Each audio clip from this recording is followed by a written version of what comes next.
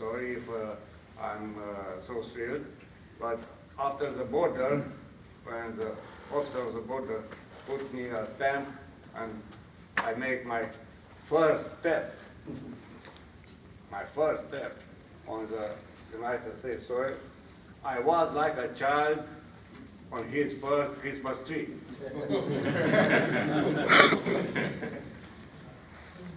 And after that, Western did me another journey to meet Herbert. And he was very good with me and gave me one of his books, actually two. And we spoke a little bit last night. And I have another things to told you in my before that. But after this discussion, I want to read you something written about 100 ago about the ideal Freemason.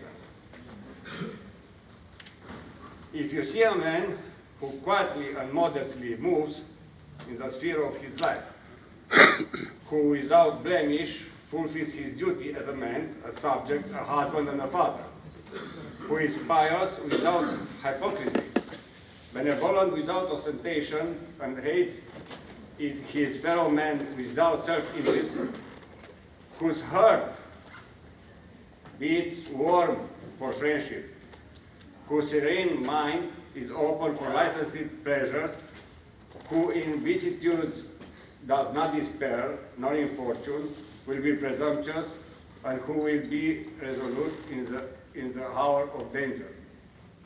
The man who is free from superstition and free from infidelity, who in nature sees the finger of the eternal master, who feels and adores the higher destination of man, to whom faith, hope, and charity are not mere words without any meaning, to whom property, nay, even life, is not too dear for the protection of innocence and virtue and for the defense of truth.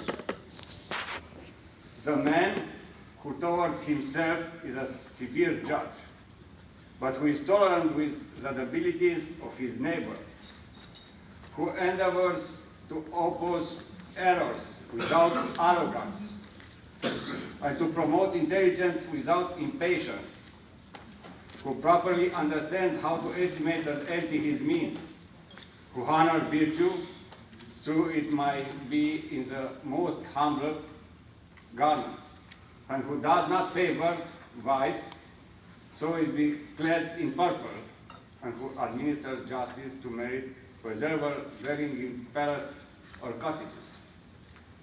The man who, without courting applause, is loved by all noble-minded men, respected by his superiors, and revered by his subordinates.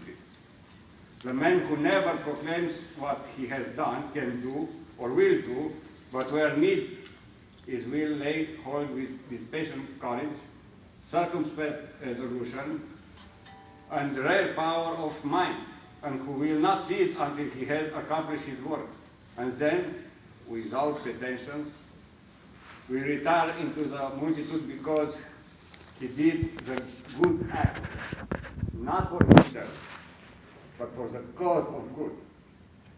If you, my brethren, meet such a man, you will see the personification of brotherly love, relief, and truth, and you will have found the ideal of a Freemason.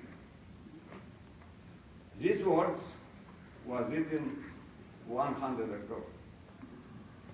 The idea of brotherhood for which we are working is still like a newborn child. I am talking to the entire universe about this child who wants to grow, to learn how to walk, to be educated. I know all its needs. My constant concern is to ensure it lives and grows. I have no other work, and I have to be so vigilant. This idea of brotherhood, it is that and that all alone which has the power to bring peace in the world. I came to be with you here to achieve an ideal of fraternal life, which will serve as an example for the future, to bring a model of collective fraternal life where each individual will consciously accept a kind of magnificent servitude in order to reach another kind of freedom, which is truer, deeper, that of the higher self. This is a moment to experience something that humanity has not tried, something that will free them from illusions, their isolation and their powerlessness. For this work that I envisage, I want human beings who are rich in their heart and soul. We should not be content without talking about love, peace, and brotherhood. We must live them, learning to meet and exchanges in places where society's values are not so important. Come and support our work, give up your energies to it, be examples for our fraternal spirit. Everyone in this room claims to love his own country, like I do. But what are we doing so that everybody may live a fraternal life there, in his country? You do not know yet how contagious your example could become. Wow, that's true. Many people believe that what really matters is what the master says, the wisdom he transmits. They think that if he says nothing, they learn nothing. But even if a master does not say a word, what emanates from him communicates something of his light and strength to you. That's right. I have known the mystical way, the heart feelings, sensation, love. I have known the spiritual way, study and knowledge. I have also followed the way of concrete realization through work and exercise of the will. I have tried these ways one after the other, and in each I have achieved some results. And yet, I do not want to follow one or the other. I want it all three. So much as it.